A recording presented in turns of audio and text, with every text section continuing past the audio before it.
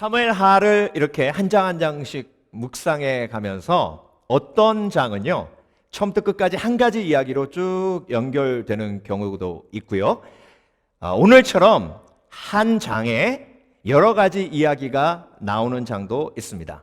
오늘 본문은 세 가지 이야기가 연결해서 나오죠. 그런데 제가 사무엘하 16장 묵상하면서 하나님, 이 세 가지 이야기로 하나님께서 저와 또 함께 예배하는 성도들에게 주시는 말씀이 무엇입니까? 이 세 가지 이야기가 동시에 우리에게 하고 있는 그런 연결점이 연결되는 주제가 무엇입니까? 라고 여쭤보면서 계속 말씀을 또 읽고 했습니다. 그때 하나님께서 보게 하신 구절이 바로 23절인데요. 23절을 보면 이 세 가지 이야기를 하나님께서 우리에게 주신 하나님의 의도가 그 속에 담겨져 있습니다. 23절이 끝나기 전에 마지막으로 압살롬과 아히도벨 이야기로 끝나는데요. 그러고 나서 압살롬과 다윗이 아히도벨의 말을 하나님께 여쭈어 받은 말처럼 여겼더라라는 말이 나옵니다. 자, 23절 다시 한번 볼게요. 그때에 아히도벨의 베푸는 모략은 하나님께 물어 받은 말씀과 일반이라 저의 모든 모략은 다윗에게나 압살롬에게나 이와 같더라. 16장의 이야기가 맨 마지막 이야기는 압살롬에 대한 이야기로 끝났는데 다윗을 언급하고 있으면 이 구절은 지금 16장 전체에 대해서 이야기하고 있는 겁니다.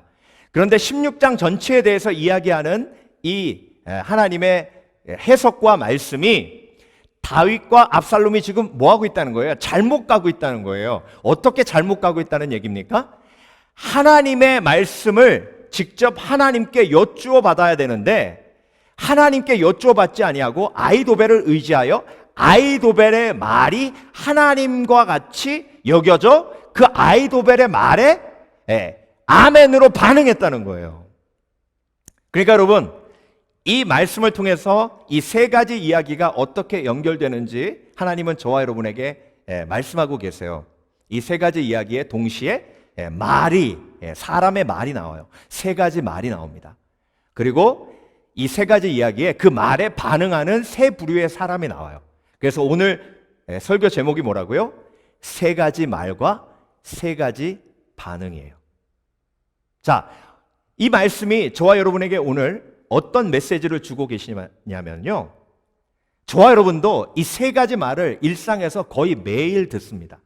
특별히 지금 압살롬과 다윗은요, 위기 상황이에요. 여차하면 죽을 수도 있고 여차하면 살 수도 있습니다. 이 위기 상황 속에서 더욱더 악한 영은 저와 여러분에게 사람의 말로, 악한 말로 공격합니다. 그래서 오늘 본문 말씀을 묵상하면서 하나님께서 저와 여러분에게 매일 들리는 세 가지 말을 듣고 우리가 본문에 나와 있는 세 가지 반응 중에 하나님이 원하시는 반응으로 그 말을 대적하기를 원하신다는 겁니다.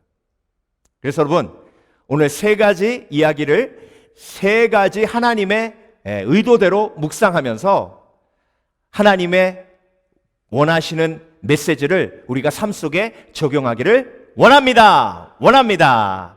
자, 그렇다면 이 세 가지 이야기를 하나씩 묵상해 보겠습니다. 첫 번째 이야기는요, 시바에 관한 이야기죠. 시바는 누굽니까? 무비보셋의 종이에요. 원래 사울의 종이었는데 무비보셋이 다윗으로 인해서 왕자의 권리가 회복되고 시바가 무비보셋을 섬기도록 다윗이 그렇게 부르심을 주었죠. 그런데 그 시바가 다윗에게 찾아옵니다. 그리고 다윗에게 위로의 물건을 건네요. 그 위로의 물건이 뭐냐면 오늘 본문에 개수까지 정확하게 나옵니다. 떡 몇 개요? 떡 200개. 건포도 100개. 백송이. 그리고 과일, 여름 과일 100개. 그리고 포도주 한 부대. 나귀 2마리에 싣고 왔어요. 자, 하나님께서 왜 이 개수까지 얘기하셨을까요? 맞습니다. 네, 많이 갖고 왔다는 얘기예요. 그러니까 이만큼 많이 가지고 와서 도망가는 다윗에게 보여주니 다윗이 그걸 받아서 기쁜 것도 있지만 위로가 되는 거예요. 다윗이 뭐라고 생각했겠습니까? 아, 하나님이 이 시바를 통해 나를 위로하시는구나, 이렇게 생각했을 거 아닙니까? 그런데 여러분, 그렇게 다윗의 마음이 확 열렸어요. 그러면서 다윗이 시바에게 뭐라고 물어보냐면, 너의 주인의 아들은 어디 있느냐? 무비보셋 얘기잖아요. 그런데 다윗이 이렇게 물어본 이유는요, 이 무비보셋이 보낸 거라고 생각을 한 거예요. 야, 내가 무비보셋이 정말로 어려움에 처해 있을 때, 정말 죽을 수밖에 없는 상황에 처했을 때 내가 그를 거두어서 왕자들과 함께 이렇게 테이블에서 먹게 하고 그렇게 후대했더니 나에게 그래도 이런 위로를 보내는구나 생각을 하고, 무비보셋에게 감사의 말을 전하려고 무비보셋이 어디 있냐고 물어본 거예요. 그랬더니 시바가 뭐라 그러냐면, 지금 저의 주인은, 무비보셋은 예루살렘에 있는데, 그 무비보셋이 뭐라고 얘기했는지 아십니까? 왕이시여, 이스라엘 족속들이 이번 반란을 통해서 나의 아버지의 나라를 나에게 돌려주리라 라고 이야기했습니다. 자, 여러분, 다윗에게는요 정말 이 말이 너무 상처되는 말이에요. 찌른데 또 찌르면 아프고 때린데 또 때리면 아프잖아요. 지금 다윗은 배신의 상처로 너무 힘들어하고 있었어요. 누구에게 배신당했죠? 압살롬에게 배신당했죠.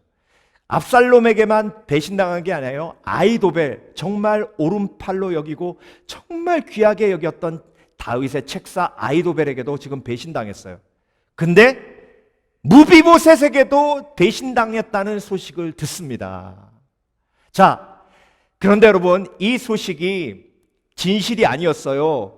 거짓말이었어요. 나중에 사무엘하 흘러가다 보면 다윗이 이제 반란을 제압하고 예루살렘에 왔을 때 무비보셋과 대화하면서 이 비밀이 풀립니다.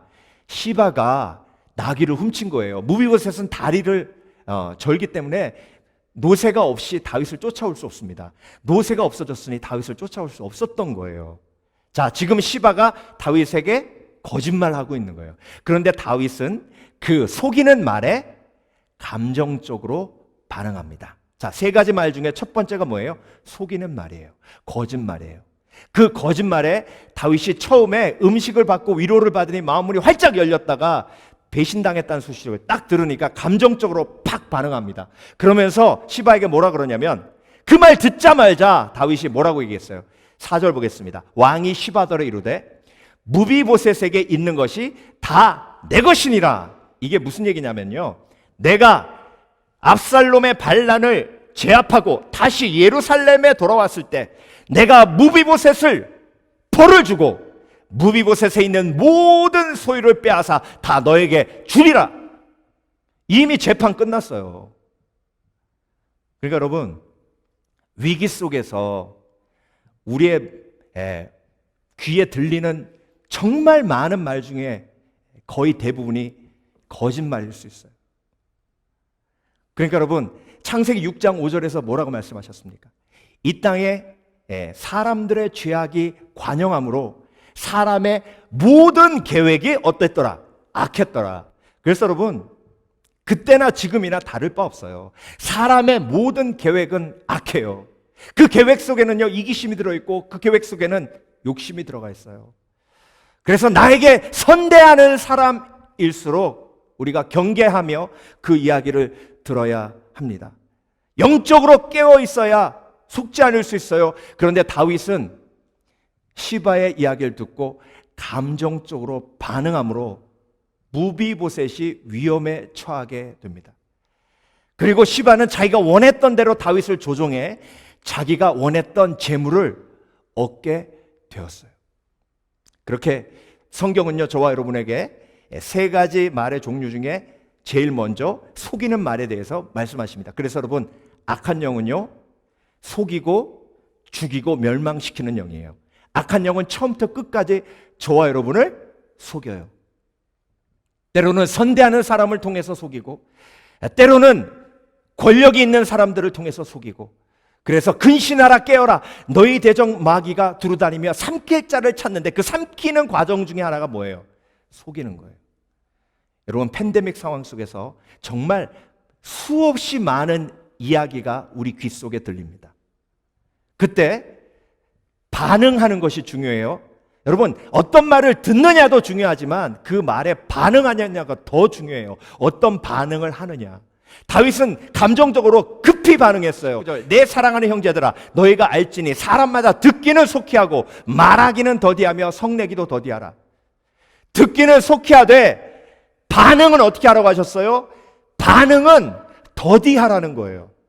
그 반응 중에 제일 즉각적인 반응이 뭐예요? 화내는 거예요. 다윗이 무비보셋이 배신했다는 소식을 딱 들으니까 빡 화가 난 거예요. 그래서 인간은요, 듣는 말 때문에 망하는 것이 아니라 그 말에 반응하기 때문에 망하는 거예요.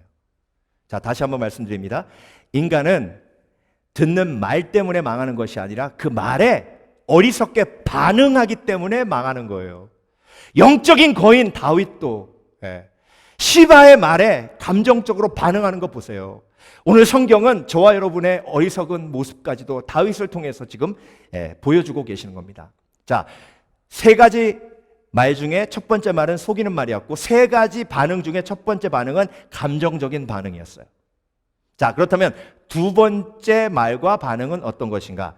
그걸 알기 위해서 오늘 결론이 두 번째 이야기, 시므의 이야기에 포함되어 있기 때문에 먼저 세 번째 이야기를 두 번째에 묵상해 보겠습니다. 자, 세 번째 이야기는 압살롬과 아히도벨의 이야기예요. 압살롬이 무열로 예루살렘에 입성해서 무열 승리를 거뒀습니다. 피를 흘리지 않고 예루살렘 성을 입수했어요. 자, 그러고 나서 이제 기세당당해가지고 아히도벨에게 이렇게 얘기합니다. 아히도벨이요, 이제 이 다음엔 내가 무엇을 해야 합니까? 그러니까 여러분, 이렇게 사람의 말에 권위를 두는 사람은요, 정말 인생이 어떻게 망가질지 모르는 겁니다. 우리는 어떻게 해야 돼요? 그 다음 일을 계획할 때, 그렇죠, 하나님, 그 다음엔 내가 무엇을 해야 하죠? 이래야죠. 그런데 아히도벨이요, 그 다음에 뭘 해야 됩니까? 그랬더니 아히도벨이 뭐라 그러냐면요, 왕이시여, 이제 다음에 하셔야 할 일들은 다윗이 왕궁을 지키기 위해서 남기고 간 10명의 후궁이 있습니다. 그 후궁을 왕궁 옥상에 데리고 가 그 후궁들과 동침하십시오. 제가 그 대목을 읽으면서 아히도벨이 책사인데, 아히도벨이 정말 좋은 아이디어를 내는 책사인데 왜 이렇게 바보 같은 그런 계략을 냈을까? 그 말 속에 해답이 있었어요. 자, 21절로 한번 가볼게요. 아히도벨이 압살롬에게 이르되 왕의 아버지가 머물러 두어 궁을 지키게 한 후궁들로 더불어 동침하소서. 그리하면 왕께서 왕의 부친에 미워하는 바 됨을 온 이스라엘이 들으리니. 그러니까 아히도벨이 지금 압살롬에게 후궁들과 동침하라고 한 가장 중요한 이유는 뭐예요? 다윗과의 관계를 완전히 끊어놓으려고. 다윗과의 관계를 완전히 끊어놔가지고 지금 다윗에게 헌신했던 사람들이 반란군 압살롬에게 충성을 고백해야 되는데 못하고 있는 거예요. 왜 그러냐면 그 사람들의 마음은요, 지금 예루살렘의 귀족들과 힘 있는 사람들의 마음은 이런 마음이에요. 야, 근데 압살롬이 예루살렘을 차지하긴 했는데 다윗 진영에는 요압이라는 장군도 있고, 그리고 언제 다윗이 다시 이 예루살렘 성을 탈환할지 모르는데, 우리는 그러면 만약에 압살롬한테 충성을 맹세했다가 다윗이 다시 압살롬을 용서하고 거두면 우리는 완전 배신자가 되는 거 아니야. 아들은 용서하지만 아들을 함께 따라서 배신했던 우리들은 그냥 죽여버릴 거 아니야. 그러니 압살롬한테도 충성을 고백하지 말고 다윗 얘기도 하지 말고 그냥 우리는 중간에 서가지고 양다리 걸치고 기다리자. 이런 사람들이 많았다는 얘기예요. 근데 아히도벨이 그걸 알았다는 거예요. 그래서 아히도벨이 후궁들과 같이 자라고 한 이유는 다윗이 다시는 압살롬을 용서하지 아니하고 다윗과의 관계를 완전히 끊어놓아 다윗과 싸울 때 목숨을 걸고 죽으라고 싸우도록 만들기 위함이에요. 그리고 나머지 귀족들과 나머지 압살롬에게 헌신한 사람들에게도 목숨 걸고 다윗과 싸우지 않으면 다윗은 절대 압살롬을 용서하지 않고 우리는 사느냐 죽느냐다, 이 얘기를 하는 거예요. 그래서 왕과 함께 있는 모든 사람의 힘이 더욱 강하여지리라 라고 얘기한 거예요. 자, 여러분, 아히도벨이 얼마나 뛰어난 책략가였는지 여러분 오늘 말씀을 통해서 보셔야 됩니다. 제가 보기에는요, 이 아히도벨 이 사람 IQ 150, 160 넘는 진짜 천재 중에 천재입니다. 압살롬이 그 얘기를 딱 들으니까 우와 그러는 거예요. 우와, 아히도벨 너 진짜 너 나 따라오기 진짜 잘했다. 너는 정말 책사 중에 책사야. 맞아. 오케이, 내가 그렇게 할게. 그러니까 여러분, 어떤 말이에요? 정말 논리적인 말이에요. 정말 지략이 정말 엄청나게 담겨져 있는 논리적인 말이에요. 논리적인 말에 압살롬이 어떻게 반응했어요? 논리로 반응했어요. 그래서 여러분, 이 팬데믹을 겪으며 정말 많은 전문가들의 이야기가 나옵니다. 물론 전문가들의 이야기도 우리가 참고해야 돼요. 그런데 전문가들의 이야기, 논리적인 이야기가 하나님의 말씀을 우선할 수는 없는 거예요. 아무리 뛰어난 책략이라 그래도 그 책략은 사람의 말이고, 사람의 말 속에는 사람의 의도가 들어있으며 사람의 죄가 들어있어요. 그러니까 여러분, 오늘 우리가 말씀을 묵상하면서 거짓말에도 반응하지 말아야 하고, 그리고 논리적인 말에도 반응을 멈춰야 해요. 그리고 그 말을 가지고 누구에게 나가야 되는 거예요? 그렇죠. 하나님에게 가지고 나가야 되는 거예요. 그래서 시므의 이야기가 중간에 딱 버티고 있는 건, 세 번째 시므의 이야기가 오늘 하나님께서 저와 여러분에게 주시고 싶은 메시지를 담고 있는 거예요. 자, 마지막으로 시므의 이야기를 묵상하면서 하나님께서 저와 여러분에게 말씀하시는 건요, 시므의 말은 뭐예요? 저주하는 말, 그리고 비판하는 말이에요. 자, 다윗이 도망가는 거예요. 압살롬에 쫓겨서 도망가고 있었습니다. 그런데 압살롬에게 쫓기면서 도망가고 있을 때 한 마을로 들어가는데요. 그 마을에 시므이라는 베냐민 지파 사람이 살고 있었습니다. 근데 이 시므이는 사울의 일가예요. 그러니까 다윗에 대한 악감정이 그 속에 있었어요. 그런데 다윗을 적으로 여겼는데 다윗이 압살롬에게 쫓겨서 이렇게 도망가고 있으니 얼마나 속이 후련했겠어요. 그래서 다윗이 쫓겨가는 그 행렬에 나와서 돌을 던지면서 다윗을 저주합니다. 자, 여러분, 우리가 위기 속에서 고난을 겪을 때 제일 힘들고 어려운 게 뭐예요? 그렇죠. 고난 겪을 때, 고난 속에 있을 때, 내가 십자가를 지고 갈 때 비난하고 저주하고, 그리고 내 죄 때문에 그렇다고 말하는 그 말이 들리기 때문에 힘든 거예요. 시므이가 뭐라 그러냐면요, 이 살인자야.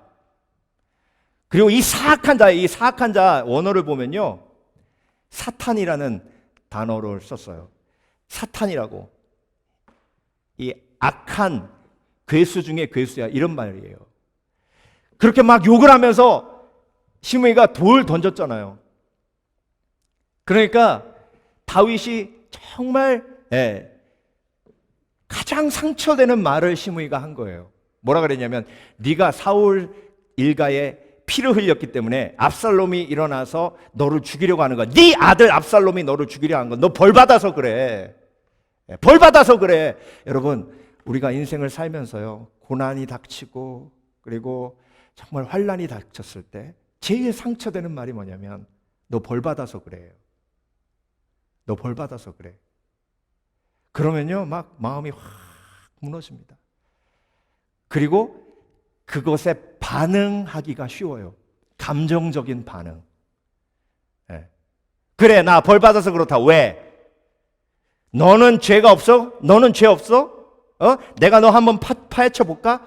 이렇게 반응하기가 쉬워요. 그렇게 반응한 사람이 누구예요? 아비새예요. 자, 오늘 본문 9절을 보겠습니다. 이렇게 시므이가 와서 저주하면서 돌 던지고 그러니까 다윗이 반응하기 전에 아비새가 반응합니다. 9절, 수리아의 아들 아비새가 왕께 여짜오되 이 죽은 개가 어찌 내 주 왕을 저주하리까? 자, 욕하니까 저주하니까 같이 저주하는 거예요. 이렇게 반응하면 같이 망하는 거예요. 여러분 경험 있으시잖아요. 여러분 체험 있으시잖아요. 사람들은요, 우리가 고난당할 때 특히 잘난 척하던 크리스찬이 예수 잘 믿는다고 술도 안 먹고 그리고 나쁜 데도 안 가고 그랬던 사람들이 고난 겪으면요 가만히 놔두질 않습니다. 아이고 자 예수 믿는다고 그렇게 거룩한 척하더니 그러면요 그 이야기 딱 들으면 막 화가 나고 속이 확 뒤집어집니다. 그래서 아비새처럼 반응하기가 쉬워요. 아비새가 이 죽은 개가 그냥 이 힘의 같이 욕하잖아요. 같이 저주하잖아요. 내 주왕을 저주하리까 청컨대 나로 건너가서 저의 머리를 베게 하소서. 자, 여기서 다윗이 오케이 가라 그러면 시므이는 그냥 그 자리에서 죽는 겁니다. 근데 여러분 다윗이 어떻게 반응했는지 오늘 이게 하나님께서 저와 여러분에게 주시는 메시지예요. 또 아비새와 모든 신복에게 이르되 내 몸에서 난 아들도 내 생명을 해하려 하거든. 하물며 이 베냐민 사람이냐? 여호와께서 저에게 명하신 것이니 저로 저주하게 버려두라. 자, 시므이가 뭐라 그랬죠? 이 살인자야 그랬어요. 다윗이요 살인자라는 말을 듣고 그 살인자라는 말을 가지고 하나님 앞에 기도하며 반응합니다. 하나님 나보고 살인자래요. 그랬더니 성령께서 너 살인자 맞잖아.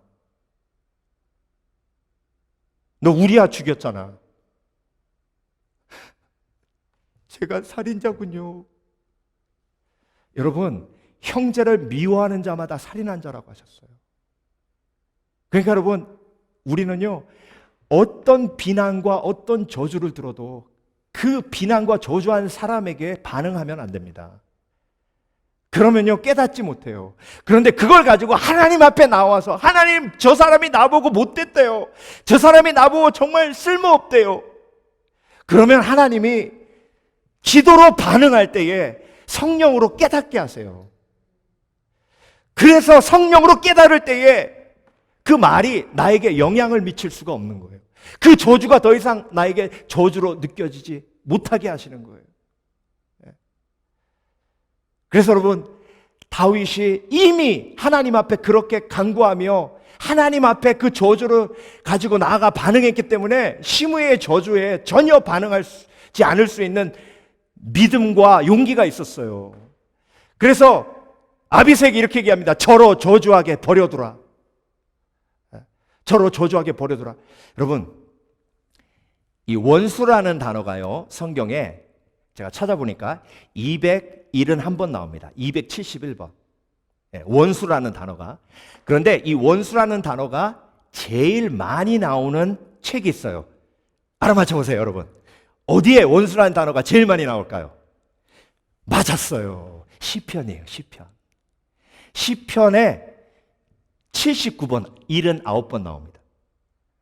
그러니까 시편에 가장 많이 등장하는 고백 중에 하나가 원수에 관한 고백이에요. 시편은 누가 거의 대부분 썼어요? 다윗이 썼어요. 그러니까 원수에게 직접 반응하지 아니하고 다윗은 누구에게 반응하는 거예요? 원수가 상처 입히면, 원수가 저주하면, 그렇죠, 하나님 앞에 반응하는 거예요. 하나님, 내 원수가 나에게 이렇게 욕했어요. 내 원수가 나에게 이렇게 모욕했어요. 하나님, 내 원수가 나에게 이렇게 상처 입혔어요. 12절 다윗이 정말 아름다운 고백합니다. 혹시 여호와께서 나의 원통함을 감찰하시리니 오늘날 그 저주가다에게 선으로 내게 갚아주시리라 하고 다윗은 이미 이 체험이 있어요. 사울과의 관계 속에서 이미 이 체험을 한 거예요. 그러니까 시므이에게 반응하지 않을 수 있는 힘이 있는 거예요. 하나님이 갚아주시리라. 하나님이 갚아주시리라. 그래서 여러분, 오늘 본문은 저와 여러분에게 어떻게 도전하고 계시냐면요, 사람의 말에 반응하는 것이 사람의 말에 권위를 주는 것이라고 지혜를 주시는 거예요. 다시 한번 말씀드립니다. 사람의 말에 반응하면 반응할수록 그 말에 권위를 주는 거예요. 권위를 주는 건 그 사람이 나를 마음대로 조정할 수 있도록 만드는 거예요. 그래서 여러분, 사람의 말에는 반응하지 않는 지혜가 있어야 돼요. 그 사람의 말에 반응하지 않으려면 그 사람의 말을 다 주워 담으세요. 마음에 다 주워 담아서 그걸 하나님 앞에 가져가세요. 하나님, 그 사람이 나한테 이렇게 말했어요. 그 사람이 이렇게 나한테 이렇게 저주했어요. 그렇게 상처되는 말을 했어요. 하나님, 어떻게 그런 말을 나에게 할 수 있죠? 이렇게 다 하나님 앞에 가지고 나가라는 거예요. 하나님 앞에 가지고 나가면 하나님이 나에게 말씀을 주시고 그 말씀에 반응하면 사람에게 반응하지 않는 지혜가 임하는 거예요. 그래서 23절에 다윗과 압살롬이 결국 망가진 이유가 뭐예요?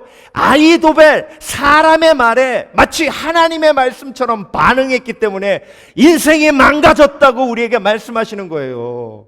그래서 여러분, 사람의 말은, 아무리 나에게 선대하는 사람의 말은 그냥 참고할 뿐이고, 사람의 말이 들려왔을 때 내가 기도하며 반응해야 됩니다. 하나님, 저 사람이 나를 칭찬하네요. 내가 뭐라고 반응해야 되죠? 하나님께서, 성령께서 나에게 그 반응을 말씀하지 않으시면 그냥 침묵하세요. 여러분, 지금 다윗은요, 십자가를 지고 있어요. 압살롬이라는 십자가를 지고 가고 있는 거예요. 십자가를 지고 가니까 시므이가 와서 저주하는 거예요. 여러분, 십자가의 필수는 저주받음, 비판받음, 무시받음, 멸시받음이에요. 예수 그리스도께서는 어떻게 반응하셨어요? 저와 여러분의 죄를 위해서 본인의 죄를 지고 가신 것도 아니에요. 저와 여러분의 죄를 지고 예수님께서 십자가 지실 때 사람의 저주에, 멸시에 어떻게 반응하셨어요? 이사야서 53장에 말씀하십니다.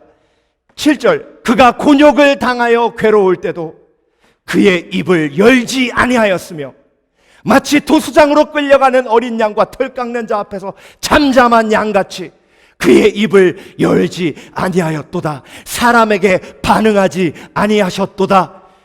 본인의 죄 때문에가 아니라 하나님의 나라를 위해 나와 여러분을 위해서 받으시는 그 곤욕이었음에도 불구하고 입을 열지 않으셨어요. 억울하다는 말 한마디 하지 않으셨어요. 이게 십자가를 지는 사람의 태도예요. 너희가 나를 따라오려거든 자기를 부인하고 내 십자가를 지고 나를 쫓으라 하셨습니다. 그래서 여러분, 이 팬데믹 상황 속에서 우리가 어려움을 겪으며 수없이 많은 말을 듣고 그 말을 통해 내가 감정으로 휘둘림 당하고 그것으로 반응할 때에 그 온전치 못한 반응 때문에 내 삶이 무너지고 망가지는 겁니다. 그래서 여러분, 이 진리의 영적인 보물을 마음속에 새기시고 이 팬데믹을 믿음으로 승리하시는 저와 여러분 되시길 주의 이름으로 축원합니다. 축원합니다.